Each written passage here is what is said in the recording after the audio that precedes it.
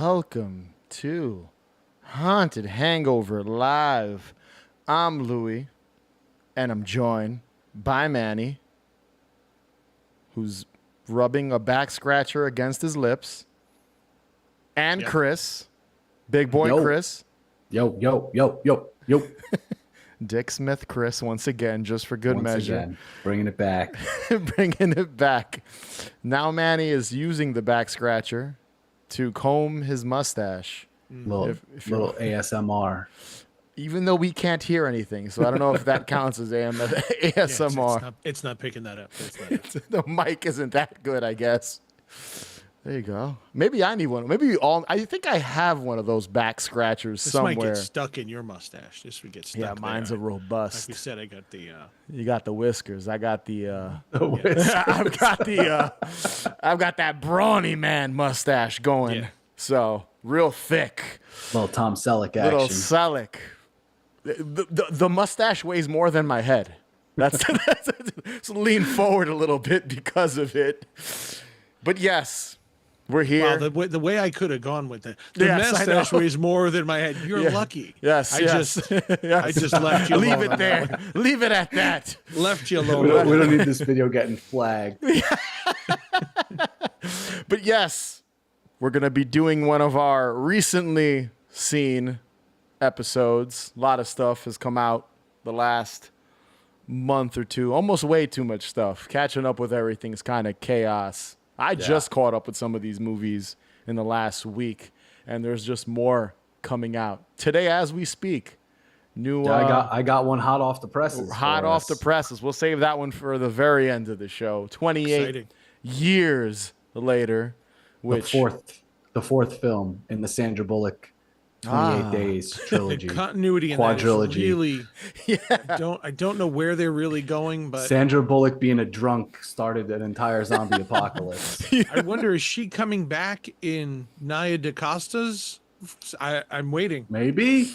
You know, if there was any time, I have no idea what that Sandra Bullock movie is even about. It's called 28 Days because she goes to rehab for 28 days. 28 days in rehab. No zombies at all. No, not at all. You sure? You sure they weren't sprinkled in there somewhere? No, they don't show up. But you never know. Maybe she's coming back in the sequel. Well, if it's about rehab, there were zombies, but a different retroactive continuity. You know, a different type of zombie was popping up in that movie. But yeah, we're gonna start the show this evening with, in reference to our last live episode, we did our Final Destination extravaganza. Talked all kinds of nonsense about the franchise, and we finally, because I think if I remember correctly in that episode, we mentioned hoping this new installment would be better than than the previous two installments. So we'll be able to talk about it now. So since this movie is, and all three of us have seen it, so we are going to we're going to talk spoilers here. So as usual, spoiler witch. Because not every movie on our list here of recently seen we have seen, but this is one of the few that we all three of us have actually watched. You know what? We're going to start with Manny, because I know Manny loves this franchise. He made it abundantly clear last time. Abundantly clear. I did see his Letterboxd review of this, too. So spoilers on 2.5 me. stars for Manny. I'm looking at it right now. Spoilers for me knowing how he felt about this film. Probably shouldn't have read his review. But yes, Manny, Final Destination, Bloodlines. Share your thoughts, man. It's another waste of time. It was better than the last two, but that's not a high bar to clear. Right. It's more of the same shit. It was okay. I said it in my review too. There's one scene that's actually really good. The funeral scene and all that is actually really good. Like, I felt the family drama, like really good performance. The barbecue scene, that scene you're talking about? Which funeral scene? No. The actual funeral. The actual funeral. Okay. I thought you were talking about weird in scene. The cemetery. Yeah. No. In the cemetery when the window bay goes driving down, like, I felt the tension when the mom comes back. When the mom first comes back, because you knew what was going to happen, and genuinely gave me that moment, because I've been in that where you sit there and like, oh fuck, here they come. Yeah, You know, yeah. and you know that family drama, that one person from the family that hasn't been around in for, or the one person you just don't want to deal with, and here they come. Right.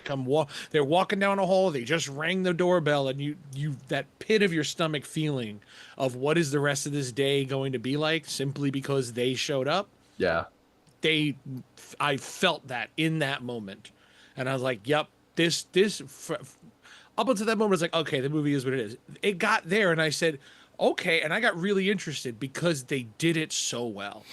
I'll That say scene this was too. done very well, and then it fell apart almost immediately. To piggyback off of that, I think one of the more unique aspects is making it a family, like a large Yeah, family, that's what I was gonna say. compared to That connection of characters is Yes, yes, they haven't done that they nailed before. that, and they nailed it. They really did a good job with that. yeah, compared to the last one, which was like a bunch of coworkers, and the one before that was just what another friends. group of Just a friends. They've all bunch just of- been friends or complete strangers. Yeah, she's just a bunch of dumb, like 20 and 30 somethings that just do stupid shit and then get killed. It's like, well, they're all still kind of doing stupid shit, but it's almost like their relationship is not almost, it is. It's like their relationship causes them to be intentionally adversarial to each other, you know, and that leads to a lot of it, because they don't like their family, and that's just how family is. Like you like each other, you don't like each other, but you have to deal with each other. Here's my one critique of the whole family dynamic, and something I wish they would have added to the script. And I thought about this afterwards,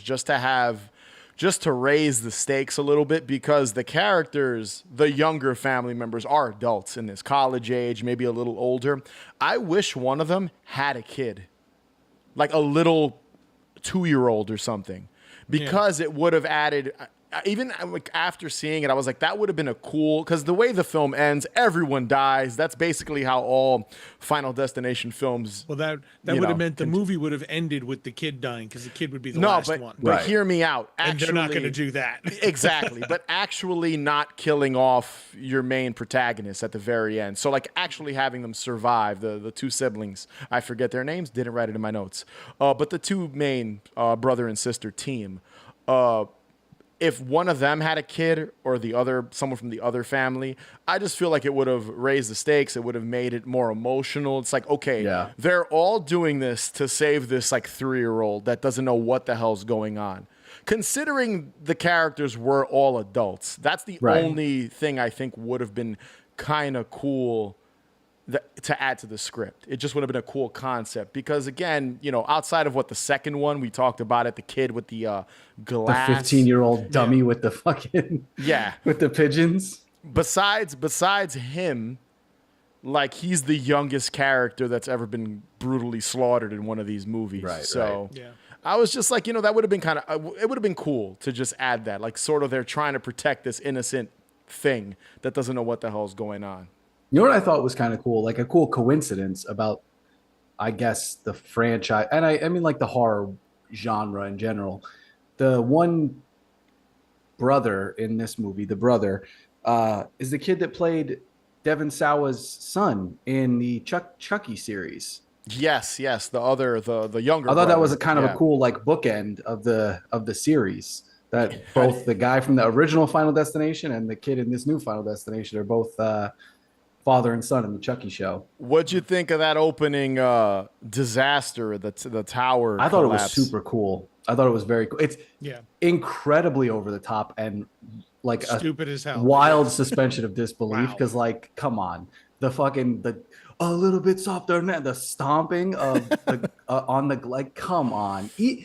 Even if it wasn't a Final Destination horror movie, that is so unrealistic. Like nobody is jumping on glass like that to that degree, you know, like it was just you see people now go to places like that where they have a glass bottom, and most people are afraid to even stand on it, let alone 100 people dancing on it.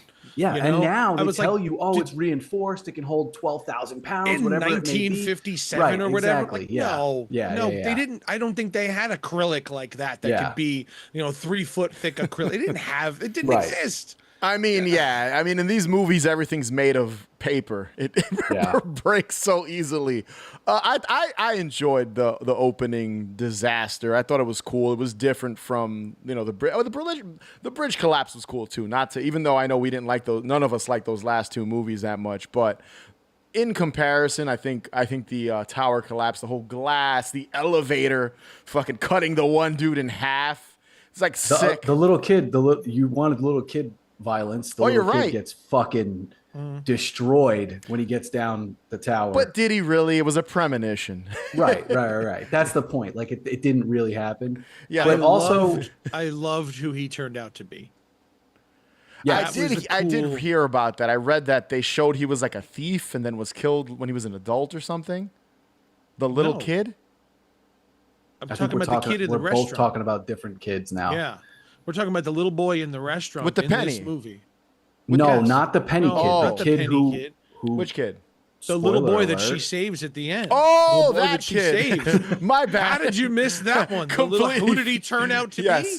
Yes. I forgot about that. My bad. Completely. Saw this about a month ago. Completely forgot. I've only seen it once. It's the other best scene of the movie. Is very, very inventive way to tie him into the entire franchise like that.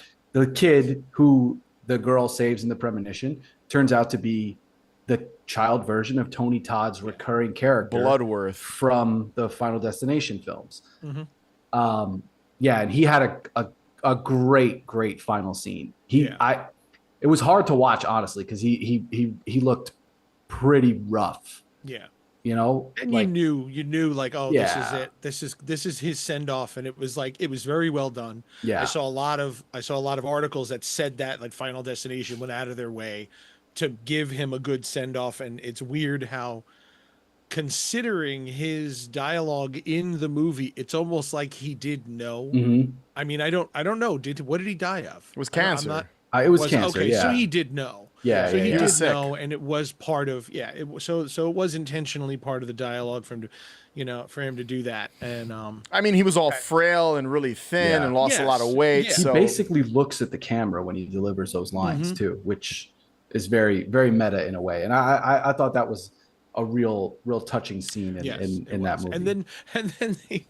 And they follow it by getting the guy's dick piercing ripped off. Well, but even before that, as soon as he walks out, they stand there and they look at each other, and their whole conversation is like, well, we need more information from him. And I literally said out loud, he's in the next room then. He's just literally right there. 5 feet through that door. Did the door lock behind him?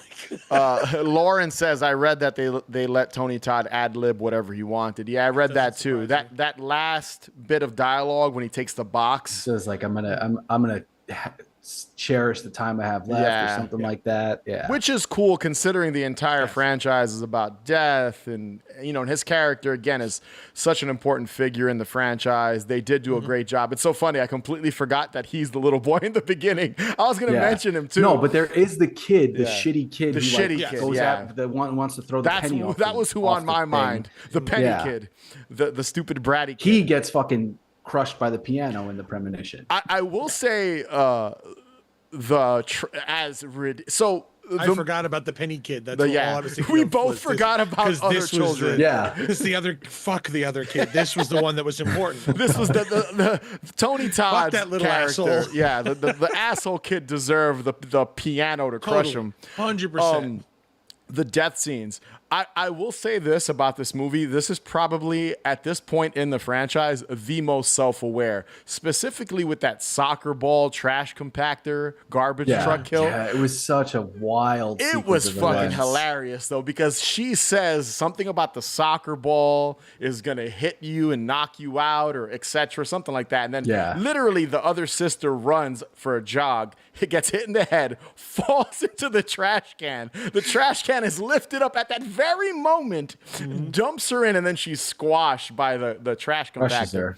I mean, it was a great effect. Did you see how they did that? It was practical. Yeah, it's like practical. 50-50 practical and CGI, but it's pretty nasty. In my opinion. Yeah, you see like her eye pop out as she gets crushed. It was kind of cool. I know a lot of people are talking about the MRI machine being kind of the kill of the movie. I thought the garbage truck trash compactor situation was way nastier. Just the visual of seeing her head basically explode or get cut in half. I was like, oof, that was nasty. So but again, very self-aware. It almost came off, and funny enough, there's a new one coming out. It almost came off as like a Naked Gun gag. that scene, just like soccer ball, garbage can, lifted, dumped, smushed. I was like, all right. I was expecting the like garbage man to open up the back of the truck and she's just still alive but smushed like Airplane or Naked Gun or something like that. Like a flat like pancake girl. Again, between that, like you mentioned, the dick piercing and the nipple piercings on the goth kid. Also the kid, the peanut allergy kid, like when his face got all like swollen from the allergy, that looked incredibly silly. Yeah, I mean, dude, his brother's death with the dick piercing. You see his dick lift, and then his nipples are lifting, and then the machines, and then for some reason, his piercings are industrial strength steel. They don't rip out; they drag him to the machine. Yeah, which is pretty ridiculous, and that's what I mean by it being. Just it's aware of how stupid it is. It's so self-aware at this point. It does, as a film, attempt to take itself a little bit more serious than the other ones with like the lore and all this shit. I just want most body piercings are not magnetic. Well, no, not this guy. This guy's got titanium metal. I know. Titanium's not magnetic. I know it's not magnetic. He has titanium, stainless steel. Not magnetic. Yeah. You can wear your piercings in an MRI machine. The reason why they make you take them out is because of the imaging itself. They reflect. Right.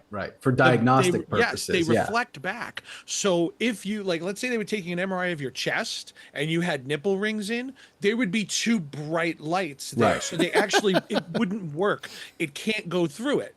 That's the problem, is that it can't MRI through the metal. Yeah. That's why you have to take them out. Not because it's going to pull you from across the room by your dick. Oh, okay? Man. I just love Manny's description of the nipple piercings. He's going just headlights. Headlights. I went I don't know, maybe 2 months ago, I went to the dentist. Have you ever been gotten that full head scan from the dentist? I have to take my earrings out. You have to take out your nipple piercings. Because they just, no, I leave those in. No, but I actually have to take my earrings out because they just reflect. Right. When they take that image, it's just one big bright thing. So that's the reason you take it out. It's bullshit. You're not getting pulled across. Even if you're in the machine, it is not going to affect your piercings. The minute I saw him in that room, I knew what they were. We're in the MRI room. I said, "Here comes the fucking piercings." Here, I know it. And sure, not only did they do it, they ripped him in half with the wheelchair, which was pretty cool. Because they give him the fake out death before, which also doesn't make sense when you get to the scene after that, where you find out that he's actually not part of the family. So why would death be after him in the first place? He just happened to be in the wrong place. Well, the girl said that death doesn't like when you fuck with him. Yeah, so that was kind of there. Sure. They do a little too much. I think that in this he was movie just of death as a he. The grandma self-aware. Says you motherfucker, you're not gonna get me, or some shit in the house, very, very goofy. But that's what I mean. It knows what it is at this point. It's the most self-aware, I think, in the franchise. It made fucking bank though. It made a shit ton of money. Listen, because people like you love this shit. Honestly, the only reason I went to the theater to see it is number one because I got the AMC and because I knew we were gonna cover it. So all right, I might as well be the one person that's gonna shit on this piece of shit. Right off, because I knew you were gonna love it. I thought it was great. I had a blast watching it. I listen. At the end of the day, it fits well in the franchise. Right. It absolutely does. It's again, we went in depth. If you didn't listen to our episode, we did an hour and some change just talking about the entire franchise. Go check that out. It fits perfectly, better than the last two installments. Is it gonna be the best film of 2025? Definitely not. It was fun. I had a good time with it. It is what it is. They're going to make another one. I don't know where they go, though, from here to kind of spice things up. A cruise ship sinking or like what else would That's you it. do? You know what I mean? Spice. It's going to be all porn actors on a Spice. porn disaster. This channel, Spice Channel. I mean, then listen, that would be unique. A porn site, a porn set going An up in adult film flames. shoot gone wrong. OnlyFans, Final Destination, OnlyFans. What do they all get AIDS and it just slowly kills them? Jesus Christ. Just hepatitis shooting across the room. What? Oh man! Someone gets the clap and they, oh my eye! ST death. Lauren says people in the theater cheered when the Penny Kid got it. Yeah, Yeah. that kid sucked. But Crowd did you? pleaser. But That's what it is. The moments in the movie are crowd pleaser moments. Yeah. That's all they are. one more thing, and we'll move on to the next film. Did you guys notice? And that's what was throwing me off. So the Penny, there's like Easter eggs. I watched like this video online where apparently the Penny Kid that survived because it was a premonition and she saved everyone from the tower collapse. He went on to be a thief and died because a piano fell on him. He was older. It's like in a newspaper article apparently. I didn't catch it because I've only seen the film one time in theaters. The credits are like newspaper articles. But apparently one of the newspaper articles is that kid getting killed, death getting him like 20 years, 30 years later as an adult in the 90s or something. And he was killed. He's still killed by a piano falling on him. Just later. And he's like a thief still and stuff. Yeah, so it's, because remember, he's stealing the penny. That's like kind of the whole thing. So, yeah, I mean, it is what it is. I'll see the next one when it comes out. I'm sure it'll be stupidity. Again, I'm not rushing to watch this a second time if it's on TV. I think the thing is now the franchise is back. That's what this is. The franchise is back. Yeah, it's back in a better place than it was a decade ago. Right. All right. On to the next film. Debatably. So we all know when we do our top 5 horror films of 2025, we know what won't be on Manny's list. We do the bottom 5. It is. It might be in Manny's. I have 32 horror movies for this year so far because I put them in my ranking as the year goes on so I don't forget anything. I'm ranking mine too. Out of 32, this is number 24. All right, so there's worse. There is. Death of a Unicorn was worse. All right, Okay, well, haven't seen that yet.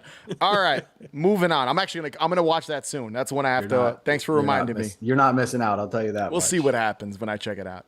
All right, next up is one. It's genuinely really bad. I see. I'm hearing different things, but I don't want to talk about that because I haven't seen it, and we'll get to it when we get to it. What if we want to talk about it? No, not all about you, buddy. Killing that right here. We're not talking put us on about mute. It. Put a mute in you guys. All right, Busta's gonna come back. But you know what?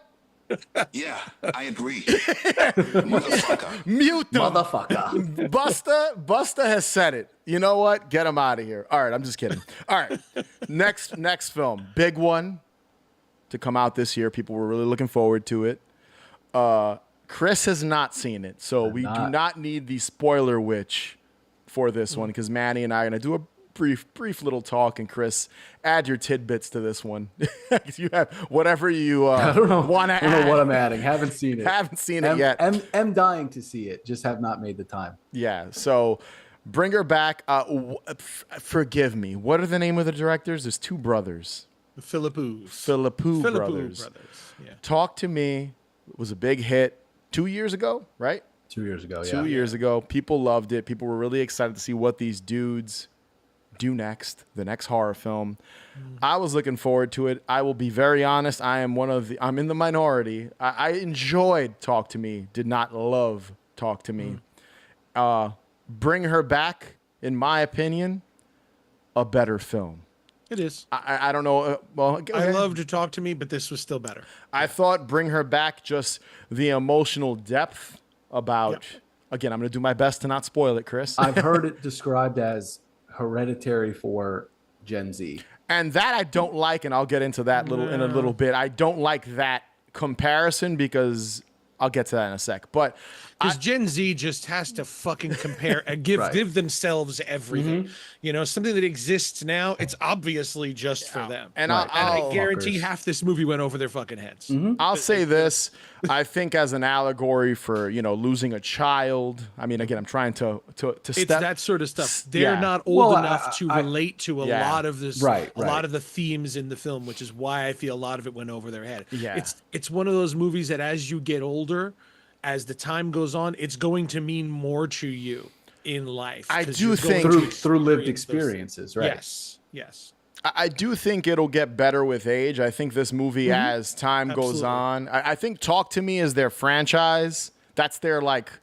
They're gonna making make a sequel to that. No, I think they are making a sequel to that. Yeah, they are making a sequel, but that's gonna be their Talk to Me? Saw. Yeah. Yes. That's Talk to Me. That's going to be the their number. Hollywood that they make like 5 of them and they eventually leave the franchise and just produce them and not direct them like James Wan did with Saw Right, and right. all that stuff. I honestly don't know about that. I don't know. They were Well, supposed you know, to do part Street Fighter. 2. They were going to do Street Fighter between, like, right after Talk to Me, they signed on to do the new Street Fighter film. Left so that they could go bring her back because they were like, we do better with original IP, like our stuff. And I mean, clearly they do. They signed on to a bunch of different projects Yeah. that just never ended up going. They just said, I listened to an interview. They were like, we just said yes to everything because hey, we're doing, Right. you know. But they were even going to do Talk. The studio was pushing them to do Talk. A24 was pushing them to do Talk to Me too, and they were like, no, we have to do this. Yeah. I need to get this out of my head because if they did Talk to Me too, they're like, it's going to suffer because this is the story that's prescient to them at this moment because they had just lost a friend. They just lost a very close friend, and that when they were writing Talk to Me, they wrote this at the same time because a friend of theirs died, Interesting. and that's where this came from. I think it was actually a friend's child that died, and they wrote this as a result of it. And then while they were shooting Bring Her Back, a close friend died, and that changed the ending. Interesting. The ending was, they said the ending was going to be a lot bigger, and they had to rein it in a bit because they said it's just not. I mean, it's a small film. There's small cast, very kind of isolated to mostly one location, the house. I'm trying not to spoil. Me but too. Literally that last shot, that overhead shot that whole ending was originally different, and then when they actually experienced that close death to them, the whole thing changed, and they're like, the ending doesn't. No, this is not going to make sense. It doesn't. Neither doesn't make sense. They don't feel it the same way anymore. It doesn't have the emotional impact isn't there.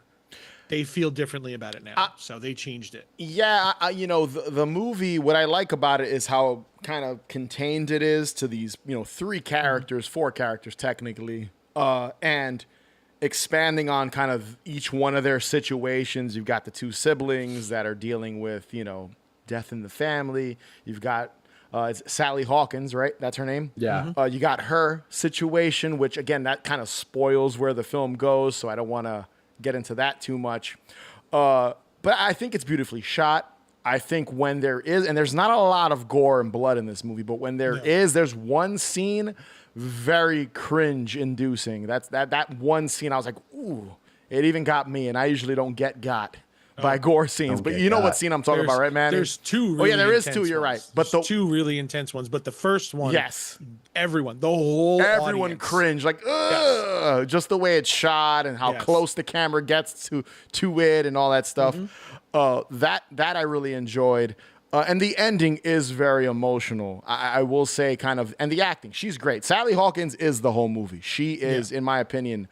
She's a phenomenal She's actress great. in everything. And the little girl playing the younger sister in the movie, like she's not completely blind, but she's mostly blind. The actress actually is too, and she was only 12 when they shot the movie. Jeez. Yeah, she was great. I mean, they're all they're all great in reality. They're all the actors in this are great. Even the brother's great. And I like what they do with his character because I was expecting something else. I was like, okay. They definitely went left field with him.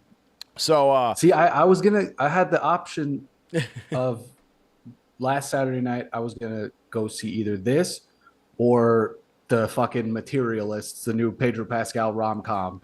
And I ended up spending my Saturday night seeing because you're a dumbass. Rom-com, which was a fucking great movie. Loved it, but it's not applicable I'm to kidding. this podcast. I know, you like everyone else. You chose Pedro Pascal over everything. Yeah, you're in love with him. You're Pedro in love. Pascal, Chris Evans, and Dakota Johnson. Like, That's it. I was sold. You- That's how I spent. But now I need Dakota to follow up Johnson. and go see What movies has she been in? Like, I know who she is, but I can't think of I can't. what Fifty Shades she's of Grey been in. and Madam Web. Chris would know. Chris would know What was more the than first us. one? Madam Web and what? 50 Shades of Grey. I haven't seen either one. Yeah, neither have I. She's Don Johnson and Melanie Griffith's daughter. Yeah, and that's why I know who she is, but I Right, can't right, think if I've actually I seen. think she's been in a bunch of movies, but I'm sure honestly, she I can't has. think of anything outside of the 50 Shades of Grey movies. Not that I've seen them, but I know like that's what made her popular. I've never seen those. I didn't watch the Web movie either, so I'm not. I'm curious. I'm sure she was in something else. There's something else she was in that I was. think was she in a horror According movie? to Letterboxd. I'll be very honest with you. I get her and the girl from Rogue One Suspiria. confused all the Right time. there you go, Suspiria. Suspiria. Okay, remake. with Yes, Mia that's Goth. what I've That's seen what with it her. is. Yep. Yeah, yeah. That's why I knew she was in a where horror I movie first somewhere. saw her. That's it. Okay. Otherwise, I'm looking at the rest of the not a single movie. As Manny wears a Suspiria shirt, funny enough, he's like a Suspiria remake. It's the remake to be It's fair. the Yes. remake, right? She's in the Social Network too. I haven't seen that either. Oh, that's she's good. in I the forgot. Peanut Butter Falcon. The Peanut Butter Falcon, great movie. She's Yeah, in yeah. that too. There you go. Anyway, Back to Bring Her Back. Back to Bring Her Back. So my only issue, and I don't have many with Bring Her Back, will definitely be in my favorite films of 2025. I don't know if it's me. I think I have two issues. One would spoil the film. I wish there was something that they, even if they took 5 or 10 minutes, dove into it a little bit. You teased me with it. You know what it is, Manny. And I see a lot of people, some people are like, oh, it's ambiguous, whatever. Then some people are like, no, it would have been nice to learn a little bit about said thing. Yeah. Yes. I would have enjoyed an extra 10 or 15 minutes, just like a scene or two, to explain what that is. There's a whole website. I know, but you think Joe on the corner is going to go on their website to read? Fuck Joe on the corner. You want to know? Go to the website. So there is a website. I see. I didn't know that. There is a website, like a viral website that kind of shows. There's a website where she bought where she buys it from. I heard about that. Okay. I saw there's where some, she bought like, the thing. Yep. And that's Some where tie-in. okay. They have a website, and you can go to the You can website. buy- There's all this buy cool stuff. things. I don't know if you can. I don't think you can buy things, but it's yeah. all there. Yeah. Okay. I guess that makes sense then. So I will go and be checking out that website later and learning, I guess, about said thing that happens All right, so in the film. It's an hour and 44 minutes. Do you think it needed more? 2 hours would have been. Would Yeah? have been tight. Yeah, 15 extra minutes just to add maybe 1 or 2 scenes explaining the thing. My second thing, and I think it's just the filmmakers, their style, and this is why this goes back to the Hereditary comparison. I was having this conversation with a friend of ours, Beck, who I have to have on the show one day, a few days ago.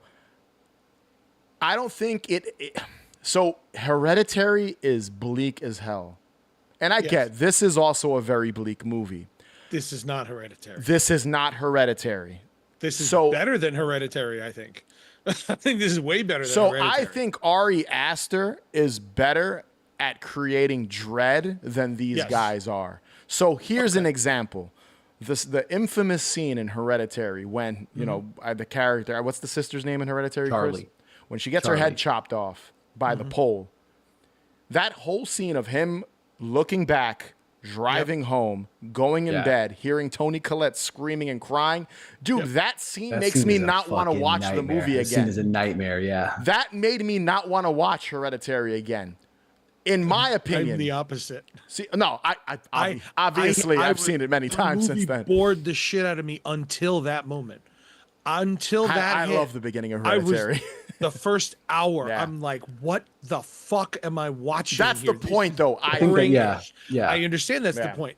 But if that had not happened, I was ready to turn it off at that point. I'm like, this movie doesn't fucking go. I literally said, if this doesn't go somewhere in the next 5 minutes, I'm done. Okay. And I forget what I was doing. I think it was like I had like a bag of chips or something. I turned and I picked my head up. I said, and I literally missed it. And I said, did what just happen?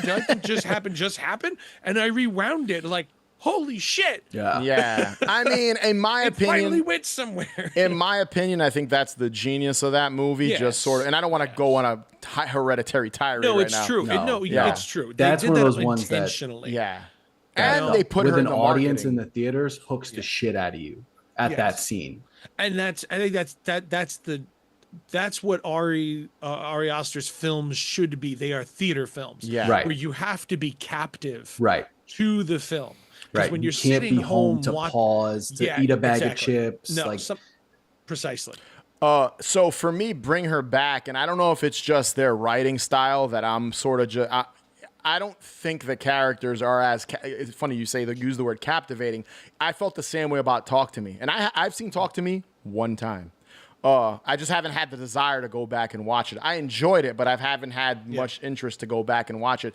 I just think there's a certain spice that their dialogue is missing. I think Ari Aster, and again, I don't want to compare, they're very different movies, but like I think his screenplays and his characters and his style, the way he's directing his actors, to me is more captivating. You're curious where it's gonna go. I know you love Midsummer, so like that's another film where it's very different, that movie as well, but where it's kind of like, where the hell is this going? Where Bring Her Back, I knew something was gonna happen.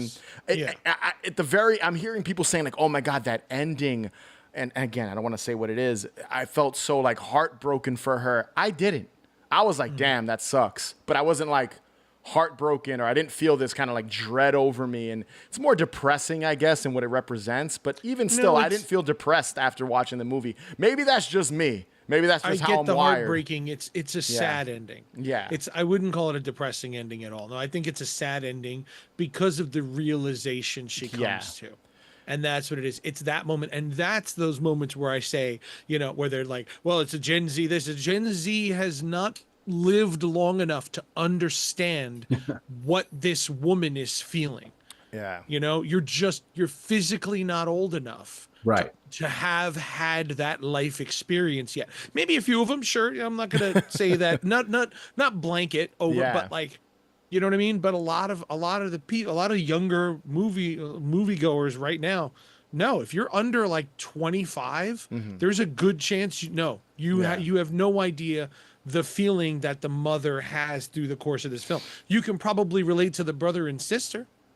Oh, a little bit more, yeah. Their You trauma can relate to and what them, they're going through. their trauma of exactly that, and the displacement of their, and being separated from siblings, that whole thing, fine. But the perspective that the adults in this film have, that's something that they're not going to understand for another 10 years. Yeah.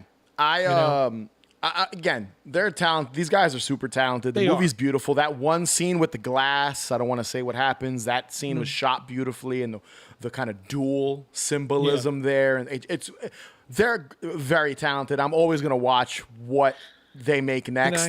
But I just feel like, again, their dialogue and their characters, I just want a little more oomph to them. But that's just maybe me, just the way I'm wired when I watch a movie. Again, it's funny because I tell people this and I can't even like explain it. I can't articulate it fully. It's just a feeling. I want to feel what other people felt watching the film. It's a great movie. I loved it, but it didn't make me feel what other people were feeling. And it'll definitely be in my at least top 10 of 2025 because it was a great horror film. So it's going to be one of the best this year. Not my favorite, but one of the best. I'm going to drop a little thing right here, though. All right, drop it. If somebody wants a crazy spoiler conversation, I was on the Stabby Road podcast with Beck. Yes. Talking Bring Her There you Back. go. And that episode actually came out today as well. So go. All right. We actually had Rob on the show. Yeah, we had Rob. Yeah. At Rob's You're podcast. listening to the playback, hit pause here, go listen to that, and then come back. Yeah, Listen to them You did after you're done with this episode. that episode is full spoilers. So if All you've right, seen so the movie, I know not to listen to yes, that wait one for yet. full on spoilers, and that we go through the whole movie. Yeah, it's hard to talk about it without spoiling It is. it. I gotta get on it. Yeah, Chris, you slacking, son. We could have. I know. Oh, fucking Pedro Pascal. What the That hell? movie fucking ruled, all right? Chris is like every 15-year-old girl right now. He had to go see the Pedro Pascal Listen, movie. it's not a rom-com, that movie. I didn't either. even know there was a It's Pedro Pascal movie. piss poorly marketed as a rom-com. I don't like that. It's a very, very well written. Did you see the movie Past Lives? No. Celine Song. It was a very big movie like 2 years ago. It was her directorial debut. She wrote and directed it. She wrote and directed this. It's really rich and really beautiful and like very well done and with a lot of emotional depth. Not a fucking horror movie though, so we can't talk about it. But as a film, it ruled. This won't be the last mention of Pedro Pascal. He'll be popping up a little Why, later. are we going to cover The Last of Us too? No. No. All right. Next up, another movie Chris has not seen. I know. I've seen a lot. God, why are you here? I will tell you. Listen, I bought Sinners on digital, and I've watched it 6 times since I bought it. Just That's watched what's taking up Sinners. my time. He's only been watching Sinners on repeat the last 2 weeks. I saw it in the theater 3 times. Yeah, no, I saw it twice in the theater, and I've watched it 6 times at home. I fucking love when the aspect ratio shifts. It's the best thing I got in my life right now. We already did an episode on Sinners. Sorry, Chris. But yes, next film. A slasher movie people were gushing over. People were dressing up as clowns to go see it. I saw that on social media. Clown in a Cornfield. I know it's a loved I didn't novel. even know that this movie got a like wide theatrical release. I thought it was like a very like limited engagement. It was limited, kind of Yeah, like it was in a First, Violent but Nature. it got wider because But it did right, well. because it did so well. Yeah. Yeah, it was sort of like the in a Violent Nature situation where they released it at a certain amount of screens. It was made some money, and there was more screens opened up where in other theaters and stuff. I didn't get to watch this in theater. In theaters, I rented it. It's going to be on Shudder, I think, later this year. So, Chris, you will be able to watch it eventually. Yeah. when you're ready. The best way to describe this movie, and I dug it. I had a good time with it. Is it Yeah, it was perfect? good. No. Is it? You can go into spoilers on this one. I Not, don't not that want I to. don't care. Not that I don't care. It's just I don't think that it's like gonna dampen my enjoyment one way or It the kind other. of what I will. I think it will. Think so? Where it goes in the ending. Yeah, see, I don't agree because I think it was maybe 10 or 15 minutes into the You movie. figured it out. I did too. I figured it yeah, out. I did too. I did So too. that's why, like, I don't think it's a spoiler, but like you're gonna figure it out. Yeah. I said off air before we came on. I said there's another movie you can compare it to. Right. And if I compare it to this What's movie, the you're movie? gonna know Just say it. exactly Yeah, what what's it the is. movie? Hot Fuzz. Okay. Okay. Yeah. You're gonna know exactly I what know the exactly twist what it is. is. Okay. Yeah. And 15 minutes in, I said, "Oh, so it's all of them." It's the town, right? So Yes. the people in the town are doing Because what they're doing. the town is too obvious. It's like there's too many coincidences happening. It's like Yeah. it could be him, it could be him. No, it's probably fucking all of them. right. All right. Okay. You know? So the then reason why is different, is a little different than Yeah, Hot yeah, Fuzz, yeah. but it's Hot Fuzz. Yeah, And you feel- yeah. So I feel like it's one of those things where like I don't watch Marvel movies. I Yeah. just don't like them. And I have a friend at work that, when he loves them and he's always talking to me about it. He tries not to spoil them. And I say, no, actually, Like, yeah, it doesn't make a spoil difference. Yeah. Not even that it doesn't make a difference. The spoilers might sound interesting to me and give me, well, you know what? I'd like to see that. Yeah. Tell me something to convince me Right. why this movie is cool and should be seen. And I think the comparison to Hot Fuzz actually makes this more appealing.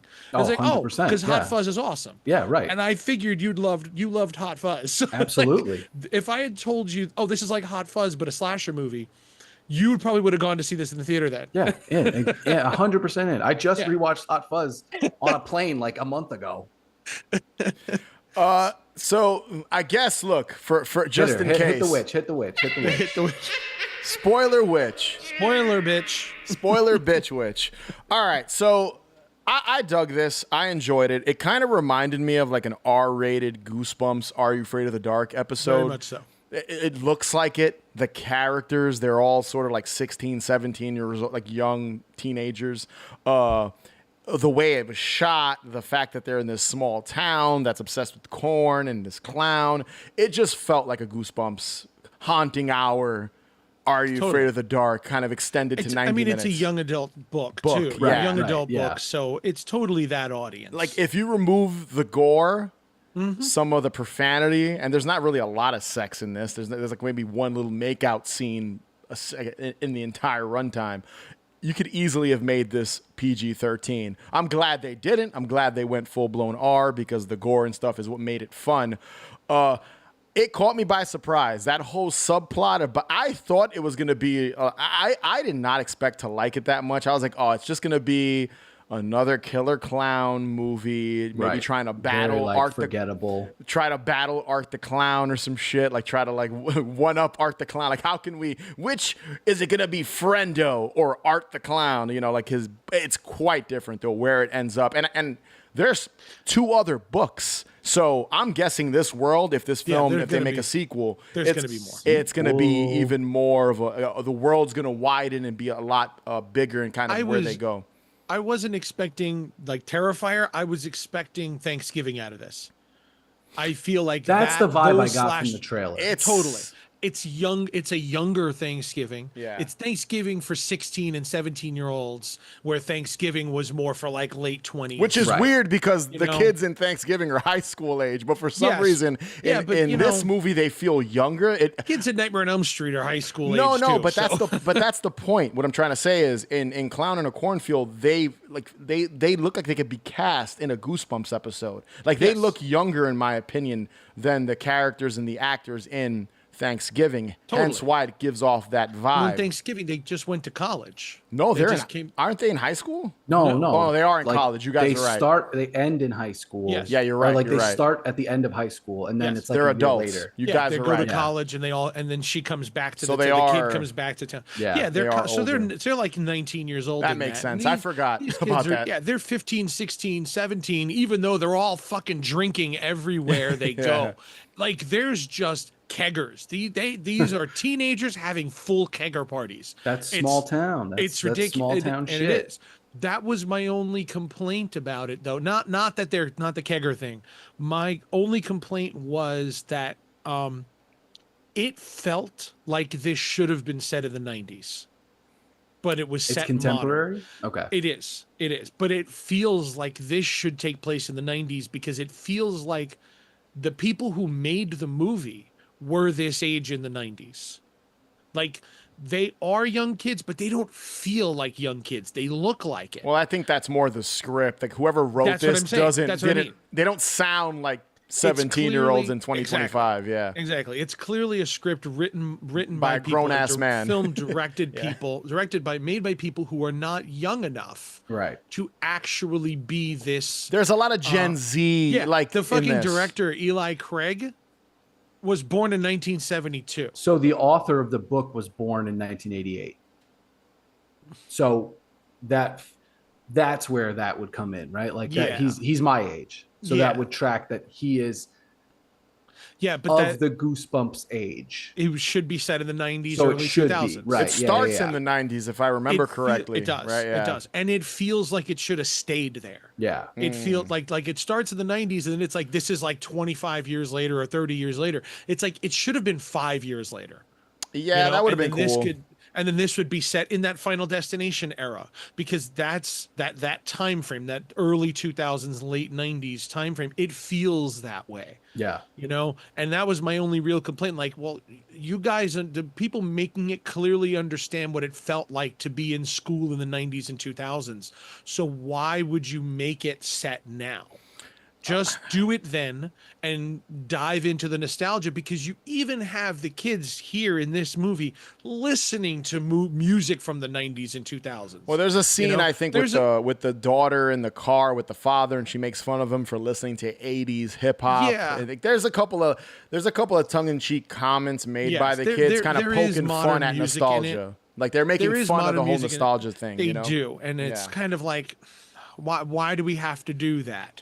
Because Gen Z makes fun of older music. Okay. I mean, they all look like they're dressed in. Even when you look at the characters, they all look like they were dressed like they were in the 90s. So I mean, but that's also how kids are dressing in 2025. All the stuff that was popular in 1995, the big jeans, the whatever chokers, and all that stuff has come back. So it makes sense that it starts in the 90s and it's in 2025 contemporary time, and they just it's almost like backwards. And there's no cell phones because the kids don't have service, which was a fun detail to add, so that the characters can't just go on like DM or text somebody for help. So I mean, I dug it. I thought it was a lot of fun. No, It's got great autumn vibes with the corn. Yeah. They should have just set the shit on Halloween, because it feels like a Halloween film. It's a movie you could watch in the fall. It's got It's got all that atmosphere to it. I almost wish there was like a couple of jack-o'-lanterns. Fuck it, go all the way with it because it would have. Maybe the sequels will.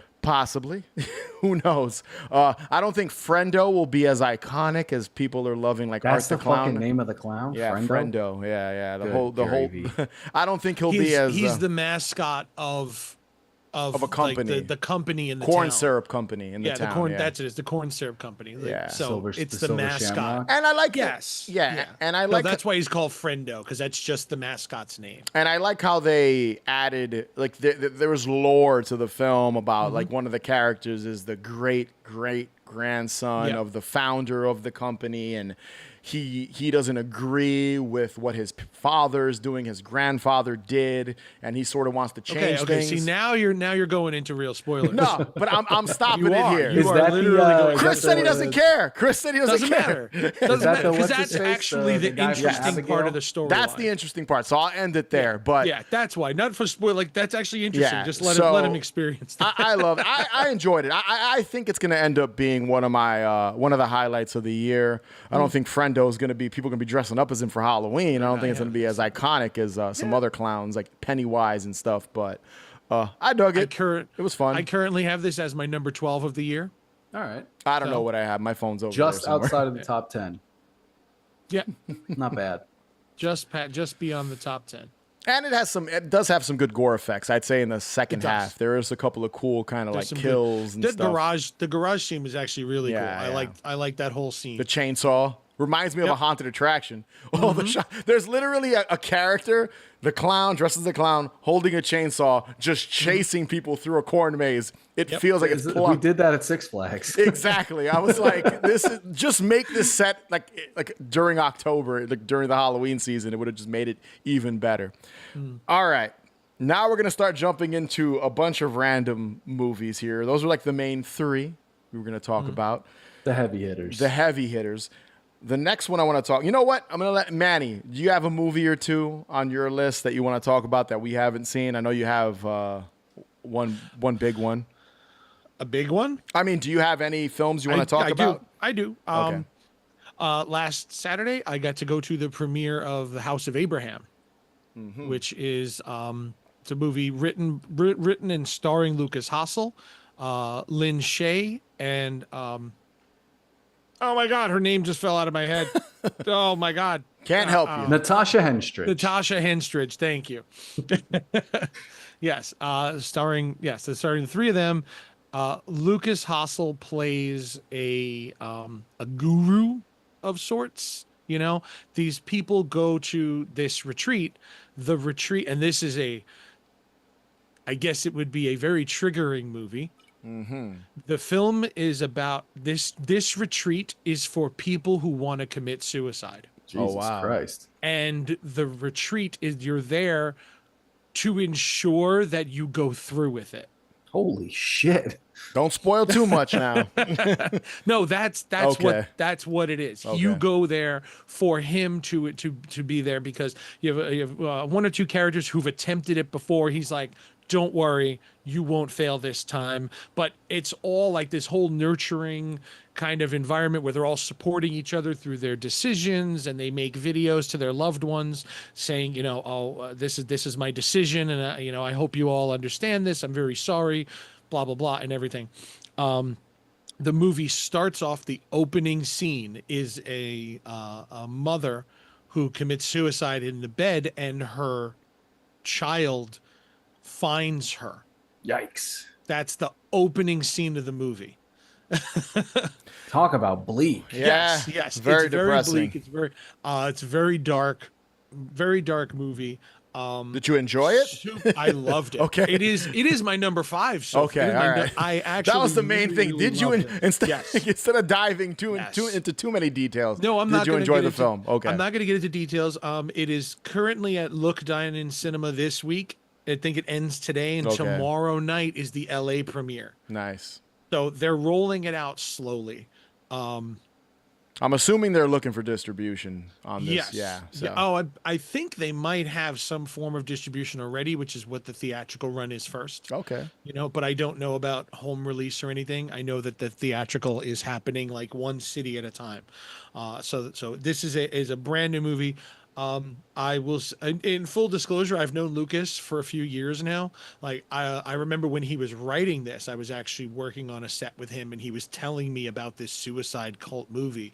And I was like, this is totally up my alley. Like I'm into this. And then like 2 years ago, I was at a film festival with him and he was literally 2 weeks away from going to shoot this. They shot this in Texas. Cool. So I've been talking to him through the whole journey of this, and I've been looking forward to it. And I got, as much as like I love Lucas, I love a lot of his performances, I love everything that he's been in so far. This even exceeded that. Like it was even better than I had hoped it would be. Yeah, I'm guessing it's a personal project because he wrote it and he's stars in it, so it's a little combination of both. He was originally going to direct it.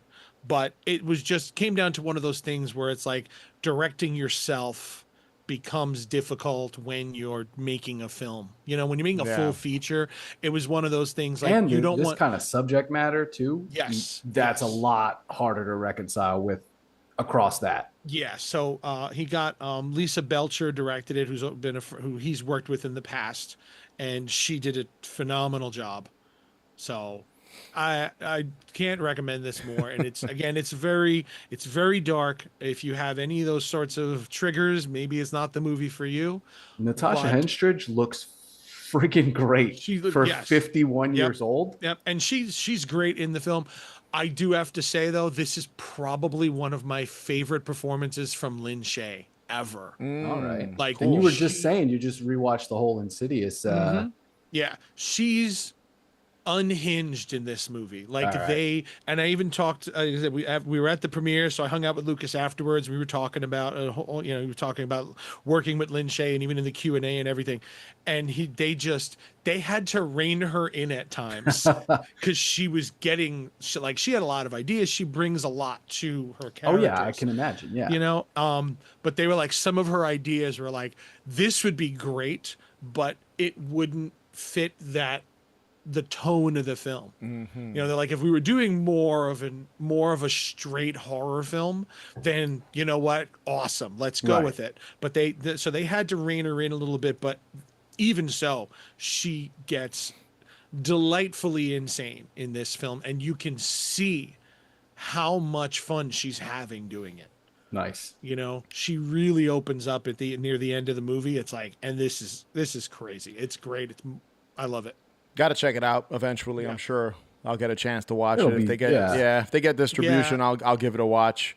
Yeah, hopefully it gets more releases, more theater releases, because I feel like this is going to be one of those movies that's going to unfortunately do a bunch of theater and then probably spend a few months before it comes out again, before there's like a home video release or something, like I Don't Understand You just came out, Yes. And I saw that last year at Overlook in April. Did you really? Wow. Yeah, it's fucking there's excellent. a movie on my list that came out technically last year. It premiered, but it didn't get released till April of this year. So technically, it's a 2025 film because that's when everyone gets to see it. So I get where you're coming from. All right, Chris, are there any films on your end? I know there's one big one that you're the only. I'll save that till the end because it's literally the first day that it came out. I did watch. No, not that. I'm talking about the other one that's on Netflix currently. Oh yeah, that one. Like I don't even. So what movie is it? It's the Fear Street Prom Queen. Netflix. We already touched on R.L. Stine and Goosebumps, and God damn, was it that bad? I wish I had nice things. I wish I had nice things to say. I wish I could find something nice to say about it. It fucking sucked. Put the spoiler witch. Don't put the spoiler witch. The spoiler witch. Don't waste your time. Truly, don't waste your time. Like there's not a single redeeming thing about this movie. Wow. Yeah, it's that bad. No, sucked. Terrible premise. Terrible motivation for the killers. Just nonsense. Does it have Nothing good gore makes at least? No, I mean, there's one scene in particular, like this kid's trying to he's fighting with the killer, and the killer chops his one hand off, and the blood's everywhere. And then the kid tries to like punch the killer, and the killer grabs him and chops his other hand off. And then the kid can't open the door because he's got nubs, and it's kind of funny because he's trying to like, open the door with his little nub hands. That's the only thing I remember. His little nub. Little nub hands. That's the only thing I remember as far as the gore goes, because the rest of it is just, I was bored. And it's very, and I mentioned this to you guys off the show like last time. You can telegraph it from a mile away. It's this new trope that shitty, not shitty, because like Thanksgiving did it too, and I don't think it was shitty in Thanksgiving. We're at the age, we've been around long enough where like actors who were young heartthrob actors are coming back to horror now to be the killers. I mean, it makes sense, yeah. Right? Like, and that's like... So it's pretty obvious you're telling me in Prom Queen. Because the only person in the cast that is recognizable is Chris Klein from the American Pie films. Oh, okay. Right? So... He's the killer. It's got to be him, right? He's the only person that you recognize. The rest You're of not them going to are... waste him with a cameo is what you're saying. Yeah. Right, yeah. He's murdering everybody. Bunch of nobodies. Well, so it's... As we did with the spoilers, if you guys want the spoilers, I'll give them to you. I'm I don't probably care. never going to watch The this spoiler movie. witch has already been summoned. I can summon her again. It's the entire family. It's the entire family. The mom, the dad, and the girl who's running for prom queen are the killers. It's a whole So family. the parents are killing all these other kids so that their daughter can be prom queen. Because, like, yeah, if nobody else is around, sure, your shitty kid is going to be the prom queen. Like, that's the motivation for the film. Quite a departure from the previous trilogy. It seems Listen, like those weren't like fantastic, right? Yeah. But they were enjoyable. I enjoyed the previous three. Yeah, garbage. That reminds me of another film that I just saw. I just watched recently. Came from last year. I would put it on level with Clown in a Cornfield. Patriots Day. Another slasher. Another. Who's the killer in that? Does the killer in Prom Queen at least look cool? I see pictures of like this like red curtain looking thing with a mask. Is that what the killer looks like? What it is. Yeah. Okay. No, Patriots Day was, remember, the teacher and the student and them, all them people working together. I haven't seen that yet. So You're it's still an not okay missing movie. out. No, it's yeah. I'd say it's Patriots better Day than was this. Great. It's better than this. It sounds like it. I would again. I would put it on par with Clown in a Cornfield. Clown in a Cornfield's a little bit better. Yeah. Because Founders Day just had a much lower budget. Or like Thanksgiving, also. Yeah. Yeah, it's Similar. definitely in that vein. It's on the lower end of the budget. Yeah. So it's kind of like that makes it kind of suffer. But if all three of those had Thanksgiving, Clown in a Cornfield, Patriot, if they all had the same budget and the same like talent behind it, you'd have three of like, okay, slashers are officially back. Yeah. yeah, You know? Yeah. No, this one. I'm bummed. I was excited to watch. So was I. Yeah. No, Yeah. I was too, because I love R.L. Stine. I read the Fear Street books in addition to all the Goosebump books. I read basically every R.L. Stine book you can possibly think of, like his regular, like one-off titles, the Fear Street series, the Goosebumps book. Like, I love R.L. Stine. I've loved R.L. Stine books my whole life.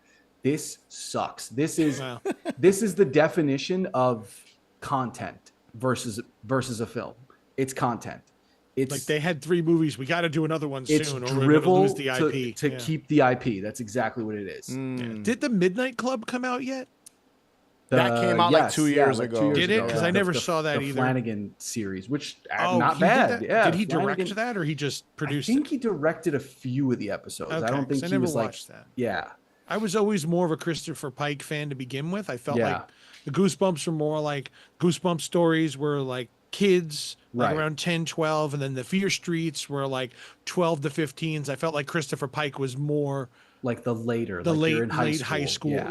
Yeah. Yeah. I was always more into those. But Yeah, I mean, it's a bummer. I'm sure I'll get to it maybe one day. Who knows? I mean, all I keep hearing is that it's literally one of the worst movies to come out this year. Like the Yeah, no, worst. absolutely. The Absolutely. worst. Like I keep hearing it's uninspired. It's just like when And you it watch does it. take place in the 80s. It does take place in the 80s. And I hear that they do a terrible job with the 80s. Yeah, it doesn't look like aesthetic. the 80s, Yeah. but that it's the 80s because they license the shit. I mean, out that's of what 80s Netflix music. does. well, that's Netflix. for Yeah, you. that's Right. Netflix. Yeah, That's just what Netflix. That's what does. they do. All right, well, Skip And the Skip I remember Fierce, even the prom poster. queen. 100% skip. Another what was the poster? For what? I think it's just the Prom kids queen. like looking down into the I don't camera. remember. Oh no, the one with the mirror. The one with the mirror. Oh, no, That's the no. poster. Yeah, I don't Drop remember. Dead Gorgeous. It says. Again, I was gonna put it on the other day, but I watched something else I'm gonna talk about in a few minutes. Yeah. So I was like, you didn't know miss what? anything. I'd rather watch the movie that looks more intriguing, and it turned out to be a good movie that I enjoyed. So Yeah. see, and on that note, I'll just talk about it now before we get into Yeah. one that Yeah, you yeah, and hit I us. enjoyed, and Manny got about halfway through and turned it off. So we'll save Hit that us, one. hit us. Well, that'll be our second to last film before we get into your review of 28 Years Later. All right. We're bringing Pedro Pascal back. So into the Pedro mix. Pascal has reemerged. There are people running the streets right now because they're getting hot and bothered for him. What? They just did a Pedro Pascal lookalike contest Dude, I don't- in New York City. I don't know, and I mean this respectfully. I don't know if I'm too heterosexual. I don't get it. I just don't. I don't get it. I think he's a talented actor. No, I do. like think he's a him talented as actor. an actor, but like Right. people, I don't know all this like people are going like People are going crazy for ape him. shit for this guy, Ape yeah. shit for Pedro Pascal, and which I found really interesting because this film, Freaky Tales, which I literally just watched about 2 days ago, time of this recording, time of this live episode, he's one of the leads. And he's all over the marketing. He's on the poster. He's in the trailer. I've heard no one talk about this movie. I don't know if people are hating it. I don't think so, because when I looked on Letterboxd, it's getting pretty decent reviews. It's not streaming anywhere. You have to rent it on Amazon and Vudu and all that. So basically, it's and I'll do my best to not spoil it because I'm curious, eventually to hear what you guys think. I think Chris, you'll like it more than Manny. It's technically not horror, but it does have a lot of gore. It's genre, I guess. It's kind of I can compare it to like a Tarantino film in a way. Like the violence is sort of like that. But it's Just looking at the images, Yeah. it's making me think of Attack the Block. No, not really. It's more in line with Like tone. I understand it's not an alien. movie. Yeah. I mean, it's you know what I could compare it to, and I was thinking about it while watching it. It's if Crash was a cooler movie. About like race and all that very kind of woke narrative. Wait, Too Short is in this movie? He produced it and he's in it. Yes, he's one of the producers of it, which I thought was amazing.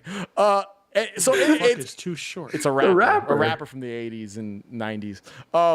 So it's an anthology film, 4 different stories. They're all sort of interwoven, not sort of like in the Pulp Fiction style, where you've got one character that does interact with other characters, even briefly, to kind of push forward the narrative. It's non-linear, so this is happening at different times. It also reminds me, it's basically like a Tarantino movie. Repo Man. I don't know if you guys know Repo Man with Emilio Estevez. Yeah. And Charlie Sheen. Yeah, kind of. Not the Philip K. Dick Jude Law one from No, couple Repo years Man, ago. the like punk, the one with the alien in the Repo trunk. Men, that is. that was Repo Man, right? I'm talking about Repo Man, the one with like the punk music and the Yeah, alien in the yeah. trunk Yeah. and all that. Yes. So it's kind of like that. Like there's a story about a bunch of punk kids dealing with skinheads. There's a story about a hitman who wants to quit and something happens. And I don't want to say it because it's spoiler and how his kind of story goes. The skinheads are basically the antagonists of the entire film. Like every story. So they kind of go through each. Yes, kind of goes back to them. You've got 2 girls who are a hip hop duo dealing with Too Short. They're invited to one of his concerts to perform. And again, I think it's a beautifully shot film. The way the dialogue is great. Kind of the way it wasn't pretentious and eye-rolly, kind of the message they were trying to say in the film, which I dug that, where it's not like as in your face as you'd expect. There's a revenge story, which is sick the way they do it. I'm looking at the IMDb now. Yeah. There is a monster A-lister. Yes, I didn't want to listed in say this it. movie. You guys are looking it up, and that scene, I mean, you guys already know who it is, right? How is that? I don't understand how I've not heard of the that. witch. The witch. The witch. video store owner? What All the right. fuck? The witch has been pumped twice. So yes, And Tim Armstrong. Yes. Jesus. Tom Hanks pops up Tom Hanks and Tim Armstrong. So they reference Tom Hanks at least twice before he shows up, and his scene, fantastic. It's a great. Wow. It's all dialogue. And he works at a video store. It is. It's a little self-indulgent in the way Tarantino talks about other movies and stuff, but it's such a great scene, and it's Tom Hanks that you're like, and it's him and Pedro Pascal. So it's like just a great dynamic between the two of them in that scene. Yeah. It was a lot of fun. There's some real like, dude, I loved There's a it. bunch of Interesting cameos actors Right in now, film. this Yeah. is my number 2 movie of the year. So, and my list is only like 12 Bunches films. of basketball and football players like I loved it. Eric Floyd, Marshawn Lynch. It almost feels like a movie you'd. I'm trying to think. Like and what I like about it is it doesn't do the whole VHS sort of thing. I know I've seen some people reference VHS and nostalgia Gilchrist is in it. because it takes place in the 80s, but it's not. I'm guessing it does a better job than Prom Queen. It's not as in your face and as obnoxious as some of these other period piece 80s set films. This one I've had on my radar for a little bit. I've just not gotten around to it. Dude, when I saw the trailer, now that you're saying it, I gotta watch this. I think I saw the trailer back in like February or January. Well, February. it was clearly shot a while ago because Angus Cloud is in it from apparently. Euphoria. Yeah. Dude, it was great. Both of you guys check it. I loved it. It's So my number 2 right now. The writers and directors, That's probably the, why it the didn't come out till duo, now. yeah, the 'Cause he duo died, that they were wrote just and waiting. directed it. They're a solid team. They've done some really good stuff Yeah, I with think Ben Mendelsohn actually. Yeah. Ryan Bowden and Anna Fleck. They did Mississippi Grind with Ben Mendelsohn. They did that Captain Ryan Marvel. Fleck and Anna Bowden. Yeah, You, they did that flipped Captain their Marvel names. movie. Did I? You said Anna Fleck and Ryan Yeah, Bowden. right. Yes. They did Half Nelson. They've done some Yeah. really good stuff in their career. So now I'm honestly really excited to watch this one. I loved it. It's probably my second favorite. It's not horror, but there's a lot of blood in it. It's gory. It's genre. It's like almost exploitation. The punk kid sequence is great. It's like the first story with them dealing with the skinheads. And like I said, the skinheads sort of play. They're throughout the whole narrative of the film and racism and all that stuff. It was good. It was great. I don't want to talk about it anymore. I don't want to. You guys already spoiled it enough for yourself. I'm honestly looking like, up the movie. That goes to what Manny said earlier. Yeah. That makes me want to watch it more. Which is knowing good. knowing that It does. cast stuff. Yeah, I dug it. I'd recommend renting it. I think I rented it for like $4. So right. it was a cheap rental.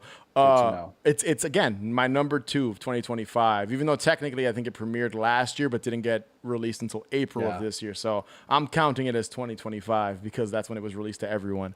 I don't even know if it got a theatrical release. It might have been very limited.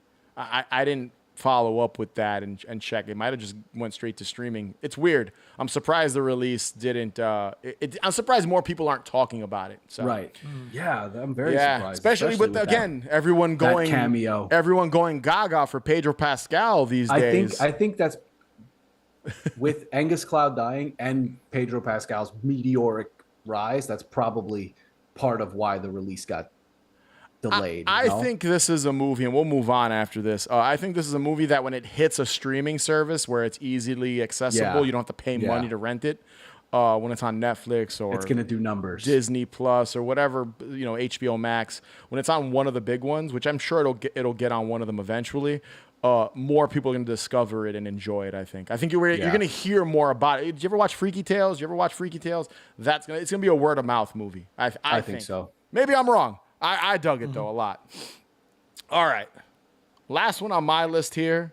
And Manny, do you have anything else to add? Any other films before we get into the last 2 here and close out this show? Nothing really new. I mean, I saw Room 6, which was decent. I'm looking forward to this. We'll talk about looking forward to it later. All right.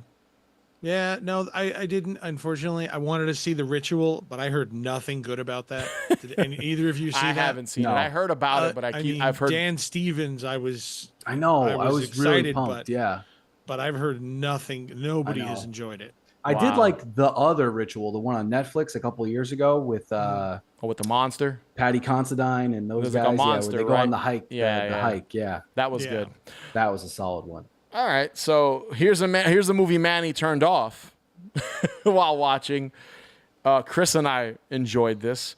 Predator, Killer of Fucking Killers. Loved it. Fucking loved I'm it. just gonna say it wasn't about quality of story. Literally, the Right. animation. You just couldn't get past it. It was choppy. Yeah. It wasn't it reminded me of like Flash, and the actual art looked great, Yeah. but it was like 8 or 10 frames per second versus the average 15 Right. to 20. It's not smooth, which is obviously a style choice. Which But yeah, I get it. I watched the first film and I said, okay, I know that they do this sometimes as a style. Then it got to the second story and it was still doing it, and I'm like, this is literally giving me a headache. It's just actually giving me a headache. I couldn't physically finish it. Not that it wasn't good. It was just like, I'm not going to sit for an hour and a half watching this. Yeah. I forgot about it, and Jason, truehorror.net, shout out to Jason. He reminded me because he had shot me a text and was like, hey. And then I think I texted you and told you about it. Yeah. I had forgotten that there was going to be an animated Predator film directed by Dan Trachtenberg, who directed Prey and is directing the Predator Badlands. Giving this guy the keys to the kingdom for Predator, best decision that they've made for the franchise in 25 years. And more. And I wouldn't say I'm like this big animation guy, but I do love the Predator, so I was stoked for that.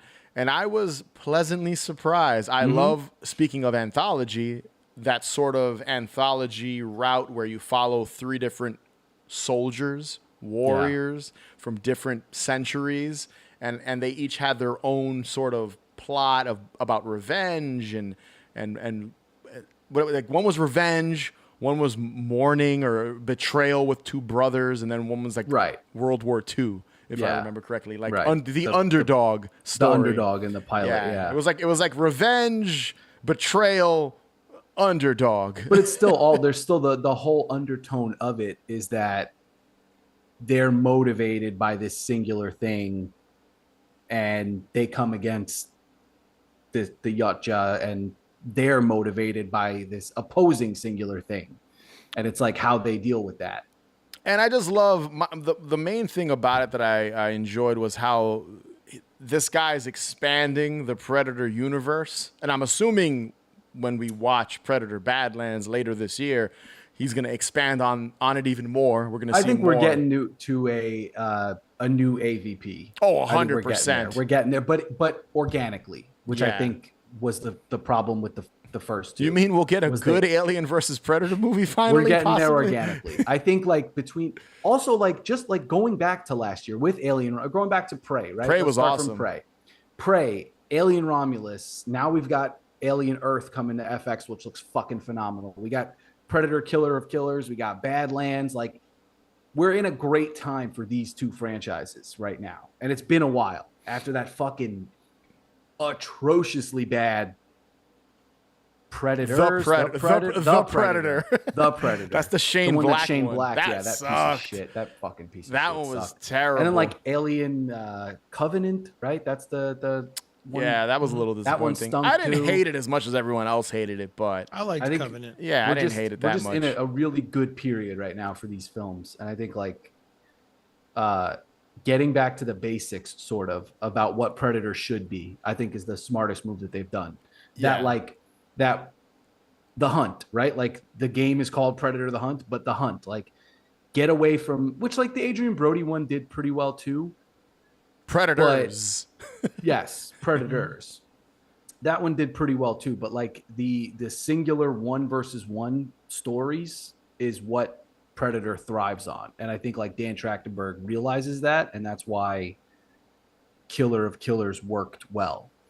Yeah, I just love the story of each character, and it was gory, it was violent. I love how they all ended up together. Should we put the spoiler witch in there? Oh, you know what? A couple of we are too late.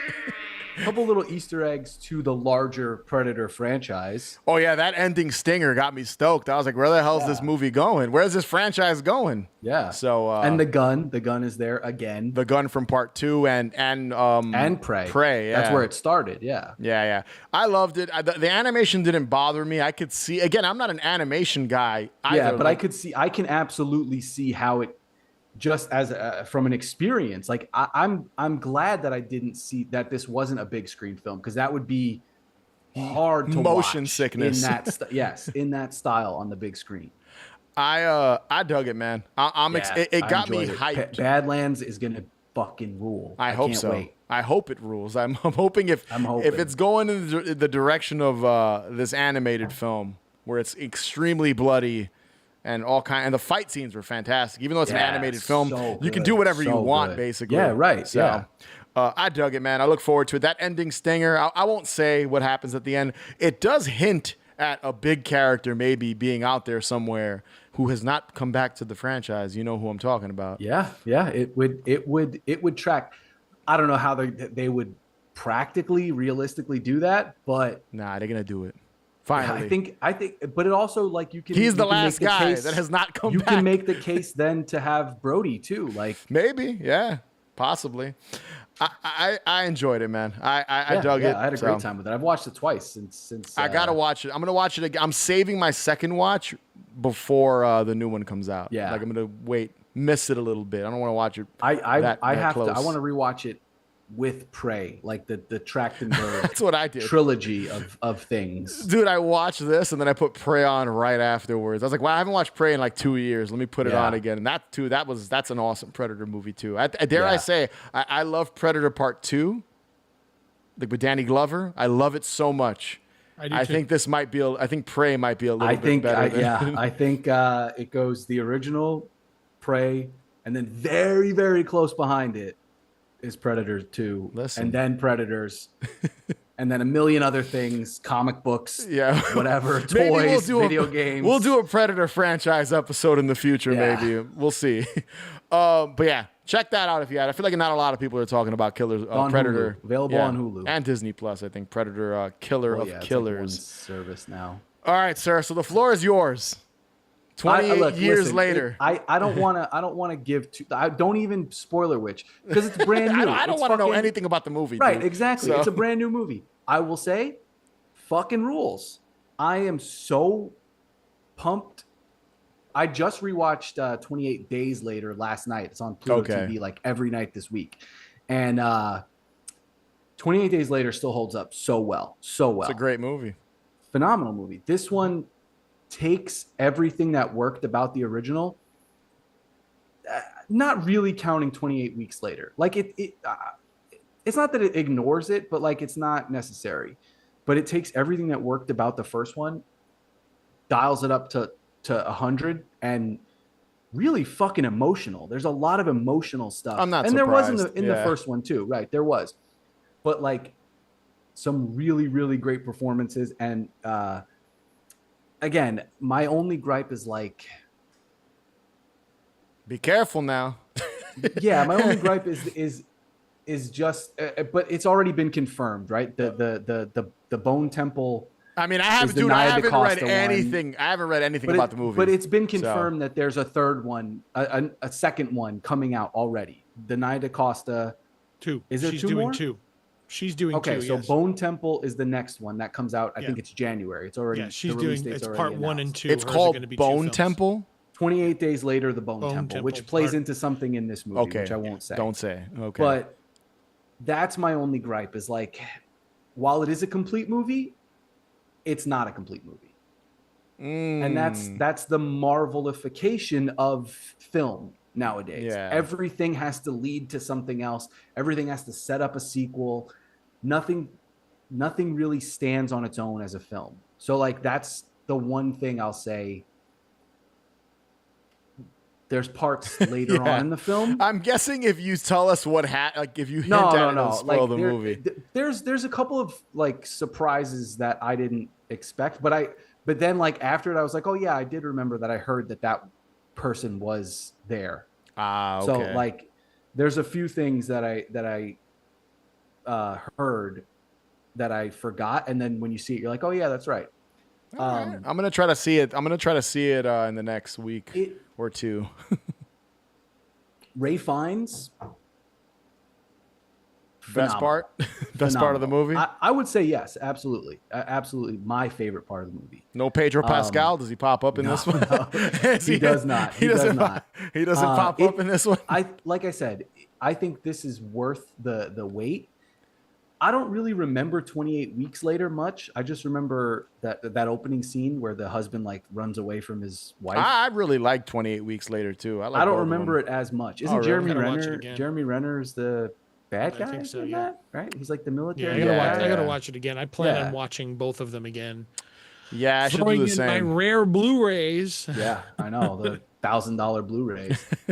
Can't believe that movie's still out of print. That's wild. There's a new one in the theater and it's out of print. That's fucking crazy. Well, that's because they're waiting to put a box set out, so course. you can get the holy shit deluxe versions. So, but yeah, good rating on Letterboxd. Right now, I think I gave it 4. All right, okay. I have to write my review though. I got to go back in. I just slacked, right out of the theater. Right out of the theater, like a quick 4.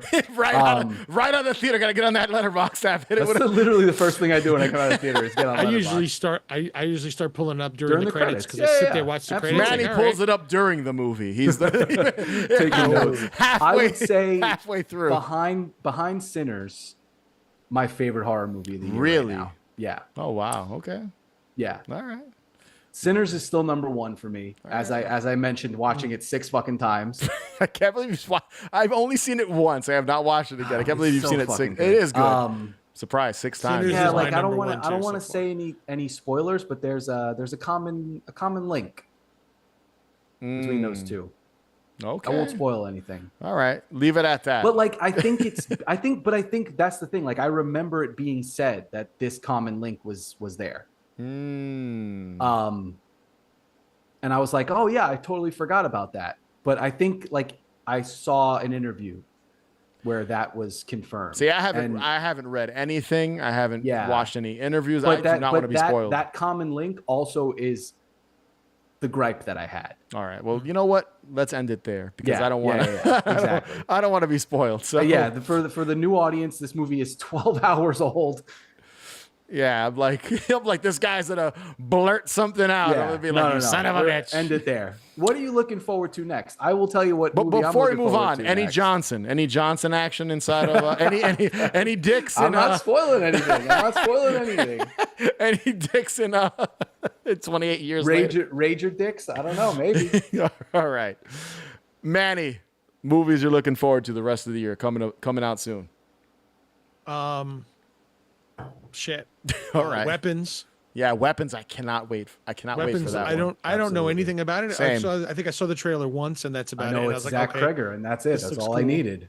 We'll do another one of these like around that time where we can talk about all these too. Yeah. So The Running Man, Edgar Wright's Running Man. Wait, has there been any trailer for that? There yet? was one at like a CinemaCon. When's but it not to the public? Is that this year or next year though? October or November this year. Really? Yeah. Oh. It's listed as 2025. Yeah. So I just rewatched that recently too. The original. I have it. Haven't watched it in a while. That's a great one. Jesse Ventura. Schwarzenegger says he thinks that this is going to be better than his. Wow, really? Yeah, okay. He said it recently. All right. All right, Arnold. Frankenstein. The government controls Frankenstein. I'm excited for Frankenstein. I mean, I'm hoping it looks a little too sharp and clean from that trailer that they showed. I was like, this looks way. But I have faith in Guillermo del Toro. Set design wise, like after The Shape of Water, that all those beautiful sets that he built. Yeah, I think the trailer's just not doing it justice because even that trailer, I was like, this looks way too clean and sharp. It just looks way too Hollywood. It is a movie. I think Him is going to be a surprise. The movie Him. Is that the one with Marlon Wayans? The Marlon Wayans one? I think it's going to be a surprise. I think it's going to surprise people. That comes out, I think, soon, right? September. This summer.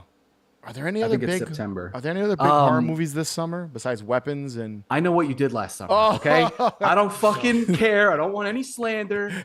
I cannot fucking wait for the new I Know What You Did Last Summer. I kind of want us. Looks like absolute garbage. I don't care. I fucking love. I will say the cast is way too pretty. I hate that. They I always mean, were. dude, they were Yeah, pretty in they're the like, original. they're like So influencer pretty now. In the I fucking hate trailer, it. I fucking hate in it. the trailer, she says, "You can't run, you can't hide." Says the girl who ran and hid for 2 fucking movies, followed by 25 years later. oh Okay, man, you can't run and hide. But who's- you did it for 25 fucking no. I was joking with my Garbage. brothers that the killer is gonna be Will Bensonson. That'll be Will Oh, God. Bensonson. That'll be the name of the killer. I kind of want us to do a live talking about the first can't 2 wait. I movies. can't Go live, wait to see it. go in the theater and go live All there. 3 of us because together. No one's gonna like it truly anyway. cannot wait to see it. I'm so fucking pumped. We'll talk about it when we cross that bridge. When we get there, we'll talk about. I hate that it's just called "I Know What You I Did know. Last Summer." That's the thing. Yeah. Though. Halloween, Candyman. I hate it's that. It's the theme for the titles. Yeah, now. I hate that they're doing that. I think I've said that on the show before. I'm being redundant. Yeah. What else? Is there anything coming out? What's the big movie? I know Megan comes out later this month. The Black Phone 2. Just Black saw the Phone trailer 2. for that. Looks I cool. actually am kind of excited about it. It looks Very interesting. Nightmare on Elm Street esque, like There was one Freddy-esque. shot in the trailer Yeah. where the grabber, he's walking through the snow and his mask is all decayed and it looked fucking awesome. I loved the Black Phone. I thought it was really well done. That has potential to was. be better than the first one. Oh, The Home. Yes. With Pete Yes. Davidson. Yes. That looks Together decent. is another one Interesting. that I think is gonna surprise people. Oh, that's Franco and Franco and Allison Brie. Yeah. And there's a lot of yeah. good shit coming out. So there's a lot. What's the big October movie this year? I don't know. What's I the don't know, big? Is there a big like? There's always a big Thanksgiving horror. 2 this year, or is that next No, year? I think that's think next that's next year. year. I think that's next year. There's no big There's no big October movie coming out. I'm surprised. I think I'm just shocked that there's no like. There's always a movie. Five Nights at Freddy's 2, I think. Ah, is the who Oh, big cares? Quiet one. Place 3, probably. Quiet No, that Place was- 3. Wouldn't that be It's 4? another Quiet Place coming I think out, that's yeah. next year though. I don't think 4 or that's this whatever. Is year. it? Yeah, I think a lot of those movies are next year. They would have already had a trailer out if it was coming out. No, they wouldn't. So No, that's a movie that everybody's going to see. You'll go see. People go see it without a trailer. Yeah, they don't. I They don't guess. have to. The new Conjuring movie is September. yes. Fucking, So I said I just went through. Oh, The Strangers is September. yeah. that's- Frankenstein's November. Five Nights at Freddy's December. Yeah, I don't see anything for There's October. not I like think a that they're big one, yeah. no. I think because I'm looking at all the upcomings and it's September and then it goes to November, which means I think that the studios right now are fighting for who's going to get what Yeah. in October, which is why I think that Mortal Kombat 2. Quiet Place 3, Mortal Kombat 2. There It you does go. have an October release date, and it's Atomic Monster, James Wan's company. There you so go. Horror movie That's it. of That's horror horror movie for the adjacent. Halloween season. They'll do the DLC, and they'll get like Michael Myers, fucking RoboCop in it or something. yes. Skill House. I don't know what that is. I don't know. There's that list is never accurate. That man he pulls up. There's always like a bunch of movies that are coming out next year. I feel like a Quiet Place 3. I think is next year or 4, whatever Quiet Place they have coming out. But yeah, I think that's about it, guys. I think we can wrap it up here. So Maybe. there's I don't think there's anything else. I guarantee there's one big one we're forgetting that's coming out. Toxic Avenger. Toxic coming out Avenger, there you August. Him is September. Okay. Strangers is Oh September. God, I forgot about those. Strangers 2 is September. Keeper by Osgood Perkins' new movie. That's Oh, October. that's the Didn't he one. just do the monkey this Yeah, year? but there's a Yep. teaser at the end of the credits Yes. of Monkey. Yeah, right. To Yeah, promote. So Keeper is October. Black Phone 2 is October 17th. That's The that's it then. That's probably That's the the big Halloween Third Parent movie. is October 31st. I don't know what that is. Crispin Glover. That's all I need to know. Oh yeah, Sold. I'm in. That's it. That's it. Sold. he's Crispin so creepy Glover. looking. Crispin will sell anything. Frankenstein says November, no date. Yeah, it's like- December 5th for Friday for Five Nights at Freddy's. Anaconda. Anaconda. Oh yeah, they're making a new Anaconda Paul, movie. But Paul it's like Rudd. Paul and Jack Rudd and Black. Jack Black are people who are fans of the original Anaconda movie. That's It's 100% very going to meta. be a comedy. That's not It going is. to a be. It's comedy. absolutely a comedy. Yeah, it's not going And to be. this a comes horror out on movie. Christmas. Oh, and then of course, we finally get a fucking ending to Stranger Things thing. Oh right. Yeah. It's finally over. Three drops of That means by like March we can stop hearing about this show and everybody will have forgotten yeah. about it. Yeah. Oh no, absolutely. We've It'll moved be out on of the by then. zeitgeist by January 2nd. That's Yeah. Yeah. Done. And on that note, Thank you for listening. Thank you for watching. Be sure to Go watch subscribe. 28 years later. Go watch 28 years later. Be sure to subscribe. Follow us on Instagram, Twitter, TikTok, Blue Sky, all that good stuff. Head over to the Patreon page, patreon.com/Haunted Hangover 31. Manny and I did our first Buzz commentary. Really pushing that because that was a lot of fun. We covered, we had 2 drinks and talked about Zombie Nightmare while watching. I can't do like it. I don't 4 drink. drinks. Yeah, I man, can't had like do 4 it. drinks while watching Zombie Nightmare. I should be putting up a bonus show in the next couple days as well, so keep an eye out for that. And as always, remember, the best cure for a hangover is... More booze. More booze. More booze. Catch you guys later.